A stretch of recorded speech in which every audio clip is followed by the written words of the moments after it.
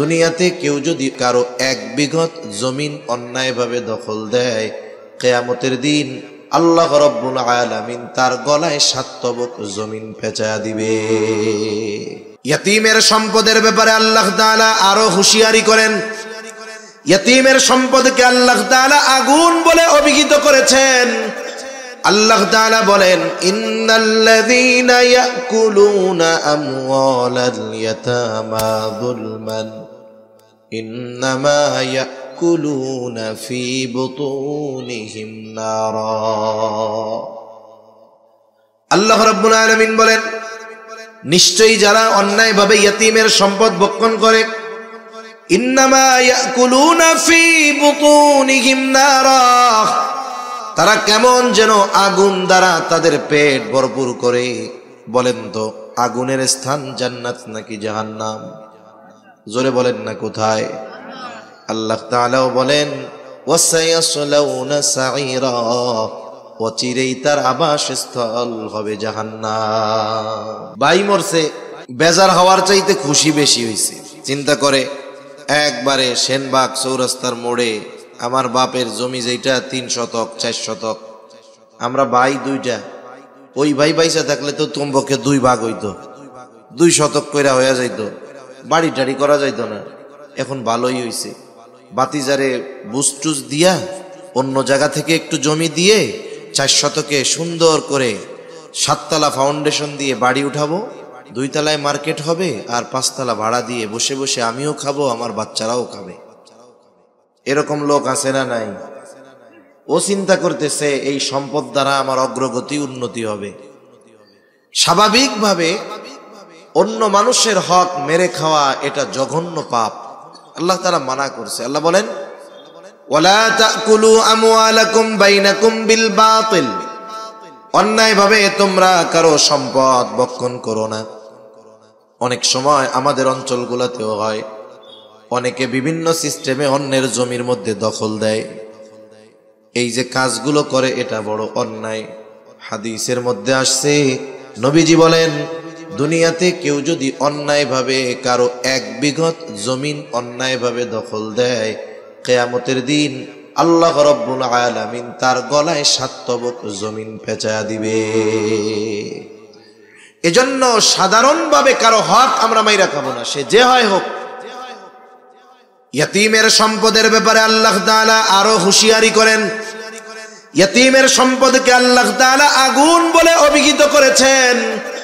আল্লাহ তাআলা বলেন, ইন্নাল্লাযীনা ইয়াকুলুনা আমওয়ালাল ইয়াতামা যুলমান ইন্নামা ইয়াকুলুনা ফি বুতুনিহিম নারা। আল্লাহ রাব্বুল আলামিন বলেন, নিশ্চয়ই যারা অন্যায়ভাবে ইয়তীমের সম্পদ ভক্ষণ করে, ইন্নামা ইয়াকুলুনা ফি বুতুনিহিম নারা, তারা কেমন যেন আগুন দ্বারা তাদের পেট ভরপুর করে। বলেন তো, আগুনের স্থান জান্নাত নাকি জাহান্নাম? জোরে বলেন না, কোথায়? আল্লাহ তাআলাও বলেন, ওয়াসায়াসলাউনা সাঈরা, অচিরেই তার আবাসস্থল হবে জাহান্নাম। এজন্য ইয়তীমের সম্পদ যদি কারো কাছে থাকে, কেউ যদি ইয়তীমের অভিভাবক হয়, তার সম্পদ যদি তার কাছে থাকে, খবরদার, এই সম্পদ ভক্ষণ করা যাবে না। তাহলে কি হবে? এই সম্পদ ভক্ষণ করার কারণে জাহান্নামে যাওয়া লাগবে। বলে, আমি আল্লাহ এবং তার রাসূলকে ভালোবাসি। নবীজি জবাব দিলেন, আল মারউ মা'a মান আহাব্বা। লোকটা এবার এই জবাব শুনে বাড়ির দিকে হাঁটা দিল, যে যাকে মোহাব্বত করে তার সাথে অবস্থান করবে। প্রশ্ন করছিল কি? বলে, কিয়ামত কখন হবে? জবাব শেষমেশ হইল কি? বলে, যে যাকে মোহাব্বত করে তার সাথে অবস্থান করবে। আসলে ওই গ্রাম্য সাহাবী কিয়ামত কখন হবে মূলত এটা জানতে চায় নাই। তার উদ্দেশ্য ছিল, কিয়ামতে জান্নাতে যখন যাব কোথায় আমি থাকব। যদি সে তার মূল প্রশ্নের মানে যেটা উদ্দেশ্য জবাব না পাইতো, সে আরো প্রশ্ন করত। তার মানে বোঝা গেল তার জানা উদ্দেশ্য ছিল যে আমি তো আপনারে ভালোবাসি, মারা তো যাব, কিয়ামত তো হবে, তাহলে অবস্থা কি হবে। নবীজিও জানায় দিছেন যে যারে ভালোবাসে তার সাথে অবস্থান করবে। লোকটা বাড়ির দিকে হাঁটা দিছে, আর কিছু বলে না। হযরত আনাস রাদিয়াল্লাহু তাআলা আনহু বলেন, নবীজির মুখে যখন শুনলাম আল মারউ মাআ মান আহাব্বা, যে যাকে মোহাব্বত করে তার সাথে অবস্থান করবে, তিনি বলেন ঈমান আনার পরে এই কথা শুনে আমরা এতটা খুশি হয়েছি, আর কোনো কথা শুনে এত খুশি আমরা হই নাই। তাহলে নবীর সাথে জান্নাতে থাকার খবর শুনে সাহাবায়ে কেরাম ইসলাম গ্রহণের পরে এই খবরটাকে সবচাইতে আনন্দের খবর মনে করছেন। সেই সুযোগ আমাদের জন্য আছে না নাই? জোরে বলেন, আছে না নাই? এজন্য মাদ্রাসায় এতিম হোক, আমার আপনার পাড়া প্রতিবেশী হোক, আমি আপনি চেষ্টা করব কমপক্ষে তার নির্দিষ্ট একটা চাহিদা বা একটা প্রয়োজন পূরণ করে ওই বিষয়ের অভিভাবকত্ব গ্রহণ করার চেষ্টা করব। এতে আরো লাভ আছে, এতে আরো লাভ আছে। রাসূলুল্লাহ সাল্লাল্লাহু আলাইহি ওয়াসাল্লাম বলেন, আপনি একজন অভাবী, তার প্রয়োজন পূরণ করবেন, আল্লাহ রাসূল বলেন আল্লাহ তাআলা তাইলে আমাদের দুনিয়া আখিরাতের প্রয়োজন মিটায়া দিবে। সুবহানাল্লাহ। তাহলে ইয়তীমের সাথে সদাচরণ, ভালো ব্যবহার, ইয়তীমের অভিভাবকত্ব গ্রহণ করা, আবার যদি কারো অধীনে কোনো ইয়তীম থাকে তার সাথে খারাপ আচরণ না করা। মনে করেন ভাই মারা গেছে, ভাতিজা আপনার অধীনে আছে, বোন মারা গেছে, ভাইগনা ভাইগনি আপনার অধীনে আছে, খবরদার ঘরে যদি ইয়তীম থাকে সদাচরণ করা দরকার।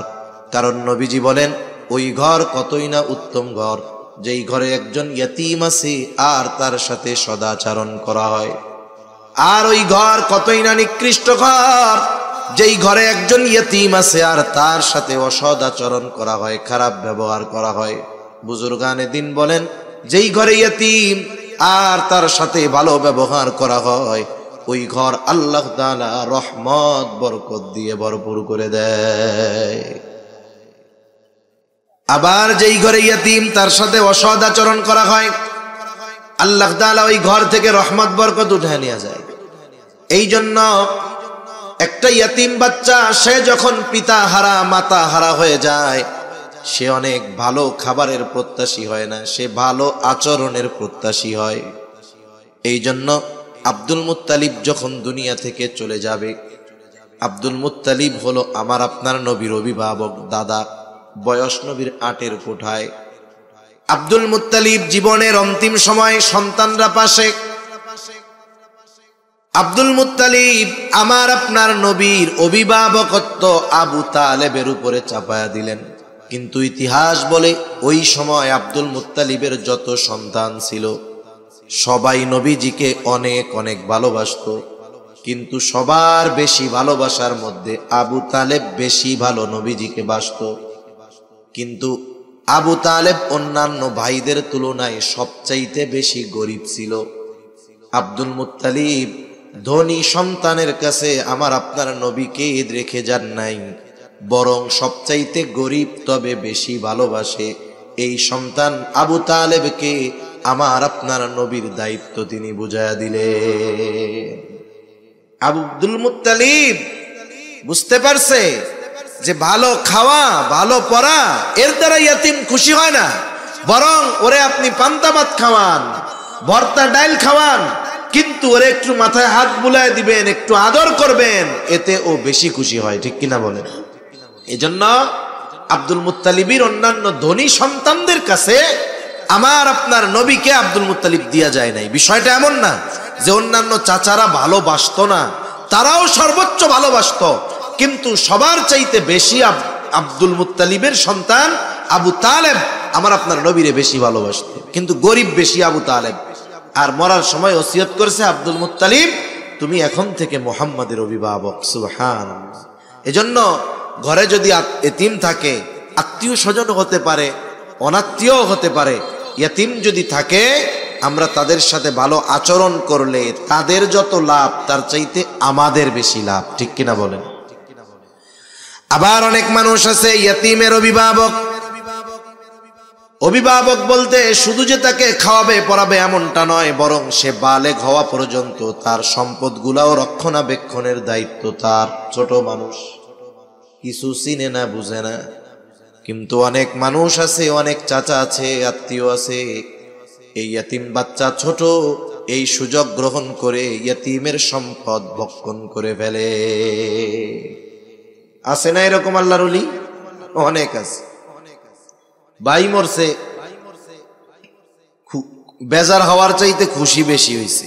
চিন্তা করে একবারে সেনবাগ চৌরাস্তার মোড়ে আমার বাপের জমি যেটা 3 শতক 4 শতক, আমরা ভাই 2টা, ওই ভাই বাইসা থাকলে তো তোমাকে 2 ভাগ হইতো, 2 শতক কইরা হয়ে যাইতো, বাড়ি টাড়ি করা যাইতো না। এখন ভালোই হইছে, বাতিজারে বুস্টুস দিয়া অন্য জায়গা থেকে একটু জমি দিয়ে 4 শতকে সুন্দর করে 7 তলা ফাউন্ডেশন দিয়ে বাড়ি উঠাবো, 2 তলায় মার্কেট হবে, আর 5 তলা ভাড়া দিয়ে বসে বসে আমিও খাবো, আমার বাচ্চারাও খাবে। এরকম লোক আছে না নাই? ও চিন্তা করতেছে এই সম্পদ দ্বারা আমার অগ্রগতি উন্নতি হবে। স্বাভাবিকভাবে অন্য মানুষের হক মেরে খাওয়া এটা জঘন্য পাপ, আল্লাহ তাআলা মানা করছে। আল্লাহ বলেন, ওয়ালা তাকুলু আমওয়ালাকুম বাইনাকুম বিল বাতিল, অন্যায়ভাবে তোমরা কারো সম্পদ ভক্ষণ করো না। অনেক সময় আমাদের অঞ্চলগুলোতেও হয়, অনেকে বিভিন্ন সিস্টেমে অন্যের জমির মধ্যে দখল দেয়। এই যে কাজগুলো করে এটা বড় অন্যায়। হাদিসের মধ্যে আসছে, নবীজি বলেন, দুনিয়াতে কেউ যদি অন্যায়ভাবে কারো 1 বিঘত জমিন অন্যায়ভাবে দখল দেয়, কিয়ামতের দিন আল্লাহ রাব্বুল আলামিন তার গলায় 7 তবক জমিন পেঁচায়া দিবে। এজন্য সাধারণভাবে কারো হক আমরা মাইরা খাবো না, সে যে হয় হোক। ইয়াতিমের সম্পদের ব্যাপারে আল্লাহ তাআলা আরো হুঁশিয়ারি করেন। ইয়াতিমের সম্পদকে আল্লাহ তাআলা আগুন বলে অভিহিত করেছেন। আল্লাহ তাআলা বলেন, ইন্নাল্লাযীনা ইয়াকুলুনা আমওয়ালাল ইয়াতামা যুলমান ইন্নামা ইয়াকুলুনা ফি বুতুনিহিম নারা। আল্লাহ রাব্বুল আলামিন বলেন, নিশ্চয়ই যারা অন্যায়ভাবে ইয়াতিমের সম্পদ ভক্ষণ করে, ইন্নামা ইয়াকুলুনা ফি বুতুনিহিম নারা, তারা কেমন যেন আগুন দ্বারা তাদের পেট ভরপুর করে। বলেন তো, আগুনের স্থান জান্নাত নাকি জাহান্নাম? জোরে বলেন না, কোথায়? আল্লাহ তাআলাও বলেন, ওয়াসায়াসলাউনা সাঈরা, অচিরেই তার আবাসস্থল হবে জাহান্নাম। এজন্য ইয়াতিমের সম্পদ যদি কারো কাছে থাকে, কেউ যদি ইয়াতিমের অভিভাবক হয়, তার সম্পদ যদি তার কাছে থাকে, খবরদার, এই সম্পদ ভক্ষণ করা যাবে না। তাহলে কি হবে? এই সম্পদ ভক্ষণ করার কারণে জাহান্নামে যাওয়া লাগবে। এ বিষয়ে আর লম্বা কথার প্রয়োজন নাই। মূল কথা হলো, আমার আপনার নবী ইয়াতিম ছিলেন। আল্লাহ তাআলা নবীকে ইয়াতিমদের সাথে সদাচরণের নির্দেশ দিয়েছেন। যদিও মনে হয় নবীজিকে দিয়েছে, কিন্তু উদ্দেশ্য কিয়ামত পর্যন্ত সব উম্মত, যে খবরদার, ফাআম্মাল ইয়াতীমা ফালা তাকহার, তোমরা ইয়াতিমকে ধমক দিবা না, তার সাথে খারাপ আচরণ করবা না। কারণ ইয়াতিমের সাথে ধমকের সুরে কথা বলা, এটা ছিল আবু জেহেলের খাসলাত। আবু জেহেল কি করত? আবু জেহেলের খাসলাত আসছে তাফসীরের মধ্যে, যে যখন কোনো সম্পদশালী ব্যক্তি একেবারে জীবনটা সংকটময় অবস্থায় পৌঁছায়া যাইত, এখন তার সম্পদ আছে, নাবালক বাচ্চা আছে, কিন্তু এগুলো দেখার মতো কোনো লোক তার নেই। এই ধরনের লোকের কাছে আবু জেহেল যাইত, যে বলতো, ভাই রে, তুমি তো মনে হয় বেশি দিন আর বাঁচবা না, বাপসাপ তো ভালো না, তুমি মরার পরে তোমার সম্পদের কি হবে, সন্তানের কি হবে, এগুলো তো মানুষে খাবে, তোমার সন্তান সম্পদ বঞ্চিত হবে। এক কাম করো, সবার সামনে তুমি মারা যাওয়ার পরে তোমার এই সন্তান সম্পদের অভিভাবক হিসাবে আমারে ঘোষণা করে দিয়ে যাও, ওসিয়ত করে দিয়ে যাও। লোকটা চিন্তা করে, কথা তো ঠিক, আবু জেহেল যদি আমার সম্পদ সন্তানের দায়িত্ব নেয়, তাইলে অন্যান্য যে শেষরা বাটপার মাটপার আছে, ওরা তো দ্বারের কাছেও ঘেসবে না, ঠিক কিনা বলেন? এক মুরব্বী কয়, টাকা নিরাপদে রাখতে চাও, সবার সামনে এলাকার সবচাইতে বড় ডাকাতের কাছে টাকাটা জমা রাখবা। সবার সামনে যদি রাখো, দেখবা ও এমন বুজুর্গি দেখাবে, জীবন দিয়ে তোমার সম্পদের হেফাজত করবে, সবার সামনে দিবা। তাহলে ওই লোক চিন্তা করে, আবু জেহেলের কাছে যদি রাখা হয় তাইলে অন্যান্য গুলা তো আর তাকানোরই সাহস পাবে না, দখল তো বহুদূর। এবার সবার সামনে বলতে, আমি মারা যাওয়ার পর আমার সন্তান সম্পদের সব দায়িত্ব আবু জেহেলের। এবার লোক তো মরে গেছে, ছোট বাচ্চাটা, তার সম্পদ আবু জেহেলের কাছে, সে চাইলে ঠিক মতো দেয় তো না। আবার যখন বড় হয়ে গেছে, প্রাপ্তবয়স্ক, এবার বলে আমার সম্পদ আমারে বুঝাইয়া দেন। এইবার কি করত? সম্পদ বঞ্চিত করত, খারাপ আচরণ করত, কাছে গেলে ঘাট ধাক্কা দিয়া বাইর করে দিত।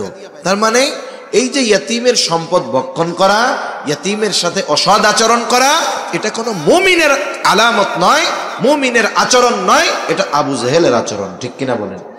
এজন্য আমরা ইয়তিমদের সাথে ভালো ব্যবহার করব। আমরা অনেক সময় গরিব হইলে, ইয়তিম মানুষ, পোলাপান বাপ মা বাইসা আছে, দুইজনে মিলা মেহনত করে মানুষ বানাইতে পারে না, দুষ্টু হয়ে যায়। আর ওর বাপও নাই মাও নাই, ও একটু চঞ্চল দুষ্টু হতে পারে। এই কারণে অনেক সময় আমরা তাদের জন্য কষ্টদায়ক শব্দ ব্যবহার করি। এ ধরনের কোনো কথা বলবো না যাতে একটা ইয়তিম কষ্ট পায়। তাহলে আল্লাহ তাআলা 1 নাম্বার বললেন, তোমাদের রিজিক সংকীর্ণতার 1 নাম্বার কারণ তোমরা ইয়তিমকে সম্মান করো না, তার মানে ইয়তিমের হক আদায় করো না। 2 নাম্বার আল্লাহ তাআলা বলেন, ওয়ালা তাহাদ্দুনা আলা তুআমিল মিসকিন। আল্লাহ তাআলা এখানে বলতেছেন যে তোমরা মিসকিনদেরকে খানা প্রদানে উৎসাহ দাও না। এখানে দ্বিতীয় বিষয় উল্লেখ করার দ্বারা প্রথম বিষয় এর মধ্যে এমনিতেই পাওয়া যায়। মূল কথা কি? যে তোমরা নিজেরা ইয়তিমদেরকে, মিসকিনদের খানা দাও না, অপরকেও খানা প্রদানে উৎসাহ দাও না। এখন বলেন, যে নিজে খাওয়ায় না সে কি আরেকজনকে বলবে যে তুমি খাওয়াও? বলবে না, স্বাভাবিক বিষয়। তার মানে সে অপরকেও নিরুৎসাহিত করে, নিজেও আবার উৎসাহী না, খানা খাওয়ায় না মিসকিনদের। অথচ খানা খাওয়ানো এটা ফজিলতের কাজ। রাসূলুল্লাহ সাল্লাল্লাহু আলাইহি ওয়াসাল্লামের কাছে একজন লোক আসছে, এসে জিজ্ঞাসা করে, আইয়ুল ইসলামি খাইর, ইসলামের মধ্যে সর্বোত্তম আমল কোনটা, কাজ কোনটা? নবীজি উম্মতের রূহানি ডাক্তার। একই প্রশ্নের জবাব ব্যক্তি ভেদে নবী ভিন্ন রকম দিতেন।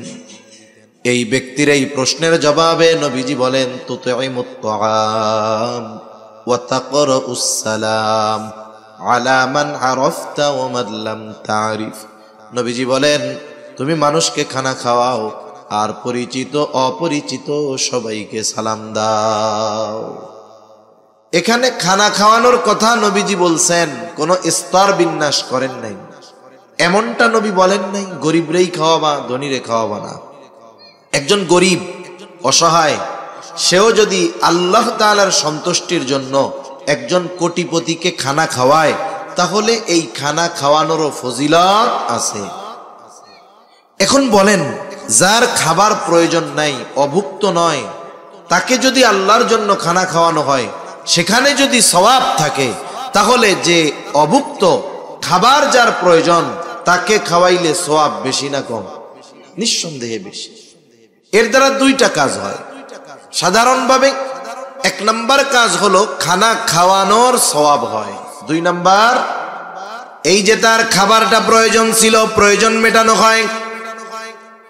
আর নবীজি সাল্লাল্লাহু আলাইহি ওয়াসাল্লাম বলেন, এক মুসলমান যদি অপর মুসলমানের প্রয়োজন মিটিয়ে দেয়, যে অপর মুসলমানের প্রয়োজন মিটিয়ে দিবে, আল্লাহ রাব্বুল আলামিন দুনিয়া আখিরাতে তার প্রয়োজন মিটায় দেয়। এই যে শীতের আগমন, শীত তো মুমিনের জন্য ইবাদতের বসন্ত, কারণ এই সময় রাত লম্বা, পরিপূর্ণ ঘুম হয়ে যায়, রাত 3টায় 4টায় ঘুম পরিপূর্ণ হয়ে যায়। আবার ফজর শুরু হয় সেই 5টার সময়। ইচ্ছা করলে নামাজি এই সময় তাহাজ্জুদ বেশি পড়তে পারে, অন্যান্য আমল করতে পারে। শীতের সময় দিন ছোট হওয়ায় রোজা রাখতে পারে। আবার এই শীতের আগমন যখন ঘটে, অনেকের আবার কষ্টের কারণ যদি তার শীত বস্ত্র না থাকে। আমরা আমাদের আশেপাশে খুঁজে খুঁজে দেখব কাদের শীত বস্ত্র নাই, আমরা তাদেরকে একটা জ্যাকেট কিনে দিলাম, একটা কম্বল কিনে দিলাম, 500-700 টাকায় ভালো মানের মোটামুটি গরম লাগে, শীত নিবারণ হয় এরকম কম্বল পাওয়া যায়, কিনে দিলে দেখা গেল 2-3 জন পরিবারের মানুষ উপকার হলো। খাওয়ালে যেমন লাভ, বস্ত্র কিনে দিলেও লাভ। হাদিসের মধ্যে আসছে, নবীজি বলেন কেউ যদি বস্ত্রহীন কোনো মুমিনকে বস্ত্র কিনে দেয়, তাহলে সে ওই যে বস্ত্র পরিধান করাইলো বস্ত্রহীনকে, কি হবে বলে কিয়ামতের দিন আল্লাহ তাআলা তাকে জান্নাতের সবুজ পোশাক পরিধান করাইয়া দিবে। তাহলে আমরা বস্ত্রহীন যারা তাদের বস্ত্র দিব, অন্নহীন যারা মিসকিন তাদেরকে আমরা খানা খাওয়াবো। খানা খাওয়ালে লাভ কেন বলে, একে তার প্রয়োজন মেটানো হবে, দ্বিতীয়ত খানা খাওয়াইলেই তো লাভ আছে। আবার যদি এই মিসকিন অভুক্ত আমার আপনার প্রতিবেশী হয়, তাহলে খানা খাওয়ানোটা ঈমানের সাথে সম্পৃক্ত বিষয়। কারণ নবীজি সাল্লাল্লাহু আলাইহি ওয়াসাল্লাম বলেন, ওই ব্যক্তি মুমিন নয় যে নিজে পেট পুরে খায়, তার প্রতিবেশী অভুক্ত থাকে। এজন্য আমি আপনি ভালো মন্দ খাই, কিন্তু আমার আপনার প্রতিবেশীর দিকে খেয়াল করা দরকার। হাদিসের মধ্যে আসছে, নবীজি বলেন তোমরা তোমাদের তরকারির মধ্যে ঝোলের পরিমাণ বাড়িয়ে দাও। কেন বলে, যাতে তোমরা তোমাদের প্রতিবেশীর খোঁজ খবর নিতে পারো। এই হৃদ্রতা ভালোবাসা আমাদের মধ্যে দরকার। এজন্য আমরা খেয়াল করব যে আমার আপনার প্রতিবেশী যদি মিসকিন থাকে, অসহায় থাকে, অভুক্ত থাকে, তাহলে আমরা তাদেরকে খানা দিয়ে সহযোগিতা করব। বস্ত্রহীন থাকলে তাদের জন্য বস্ত্রের ব্যবস্থা করে দিব, কাপড়ের ব্যবস্থা করে দিব। এখন বলেন, এখন যদি আমরা খানা খাওয়াই লাভ, তবে খানাটা খাওয়াইতে হবে দুনিয়ার স্বার্থে না, কার স্বার্থে? আল্লাহর স্বার্থে, আল্লাহর জন্য। অনেক সময় অনেকে প্রতিবেশী মিসকিন অসহায়দেরকে দেখে, খাবার দেয়, পোশাক দেয়। এখন একটা কাজ করার কথা বলছে যে আমার এই কাজটা কইরা দে, ও এখন বললো আমি পারবো না, ব্যস্ত আছি। কত খাওয়াইছি তো গো, তোর গার জামাটাও তো আমাগো, এখন একটা কাম কইছি তুই কইরা দিলি না। এই যে খোটা দিল কি দিল না, কি কামটা করলো? খাওয়াইয়া যাওয়ার জন করছিল, সব শেষ, সব শেষ। এজন্য আমরা খানা খাওয়াবো আল্লাহ তাআলার জন্য। কার জন্য? জোরে বলেন। আল্লাহর জন্য খানা খাওয়ালে লাভ, আখিরাতের লাভ, দুনিয়ার লাভ। এই যে আত্মীয় স্বজন অনেক সময় দাওয়াত দিয়া, বিয়া বাড়িতে আপনার ছেলের অলিমা করতেছেন, দাওয়াত দিয়া খাওয়ান, ফজিলত আছে না নাই? ফজিলত আছে। আবার অনেক জায়গায় খাওয়াইয়া টেবিল পাইতে টাকা নেয়, ফজিলত আছে না নাই? এই কাম আসেনি আপনাকে ওইদিকে? ফজিলত আছে না নাই? কেন নাই? কিছু কয় না, টাকা তো আছে, আছে আছে, নগদ নগদ টিয়া কেন? হায় হায়, আমরা খানা খাওয়াবো কার জন্য? যারেই খাওয়াই, ধনীরে খাওয়াই, দরিদ্ররে খাওয়াই, আত্মীয় স্বজনকে খাওয়াই, যাকেই খাওয়াই, প্রতিদানের আশায় খাওয়াবো না। কার জন্য? সাহাবায়ে কেরাম আল্লাহর জন্য খানা খাওয়াইতেন। আল্লাহ তাআলা কোরআনুল কারীমের মধ্যে জানায় দেন তারা কি জন্য খানা খাওয়ায়, বলে ইন্নামা নুতঈমুকুম লিওয়াজহিল্লাহি লা নুরিদু মিনকুম জাযাআও ওয়ালা শুকুরা। তারা কি বলে? বলে ইন্নামা নুতঈমুকুম লিওয়াজহিল্লাহ, তোমাদের আমরা খানা খাওয়াইছি আল্লাহর জন্য। যেহেতু আল্লাহ তাআলার জন্য খানা খাওয়াইছি, লা নুরিদু মিনকুম জাযাআ, তোমাদের কাছে আমরা কোনো প্রতিদান চাই না, টাকা পয়সা চাই না, কিছুই চাই না। ওয়ালা শুকুরা, প্রতিদান বহুদূর। এই খানা খেয়ে তোমরা আমাদেরকে ধন্যবাদ দাও, আমাদের কৃতজ্ঞতা প্রকাশ করো, এটাও চাই না। কারণ খানা খাওয়াইছি আল্লাহ তাআলার জন্য, প্রতিদান তিনি আমাদেরকে দিবে। অনেক সময় মানুষ আছে না যে উপকার করছে, উপকার করে পরে আবার বলে, দেখ লোকটা রে এত উপকার করলাম, ধন্যবাদও দিল না। এই যে ধন্যবাদের আশা করা, চলে আসতো, আচ্ছা ধন্যবাদও দিল না, এরকম বলে কি বলে না? তার মানে সে এই ভালো কাজের প্রশংসা আশা করে। আমরা মানুষকে যদি খানা খাওয়াই, তারা যদি আমাদেরকে ধন্যবাদও না দেয় আমরা কি বেজার হব বলেন? সে যা করে করুক, আমি তো খাওয়াইছি আল্লাহর জন্য, প্রতিদান দিবেন কে? আল্লাহ। তাহলে 2 নাম্বার, রিজিক সংকীর্ণতার কারণ মিসকিনদের খানা না খাওয়ানো, অপরকে উৎসাহ প্রদান না করা। রিজিক সংকীর্ণতার 3য় কারণ ওয়াতাকুলুনাত তুরাসা আকলাল লাম্মা, বলে তোমরা ওয়ারিসি সম্পদ সব একা ভক্ষণ করে ফেলো। কত মানুষ আছে বাবা মারা গেছে, বোনদেরকে তাদের হক বঞ্চিত করে, এমন ভাই আছে না নাই? ওই বোন যতদিন তার হক ভাইদের কাছ থেকে বুঝে না নেয় ততদিন কত আদর কত যত্ন। যখন বোন নিজের হক ভাইয়ের থেকে বুঝে নেয়, বলে সম্পদ তো নিলি না, সম্পর্কটা শেষ করে গেলি। আছে না এরকম? ফুফুদের হক বঞ্চিত করে, চাচাদের হক বঞ্চিত করে। মনে রাখতে হবে, আমি আপনি এই পৃথিবী থেকে যাওয়ার আগে এমন ভাবে যেন যেতে পারি কোনো মানুষের হক যেন আমার আপনার উপরে না থাকে। কিয়ামতের দিন শয়তানের ধোকায় পড়ে যদি আল্লাহর হক দুনিয়ায় নষ্ট করে থাকি, আল্লাহ তাআলা চাইলে হয়তো মাফ করে দিতে পারে, কিন্তু বান্দার হক বান্দা যতক্ষণ ক্ষমা না করবে ততক্ষণ পর্যন্ত আল্লাহ তাআলাও ক্ষমা করবে না।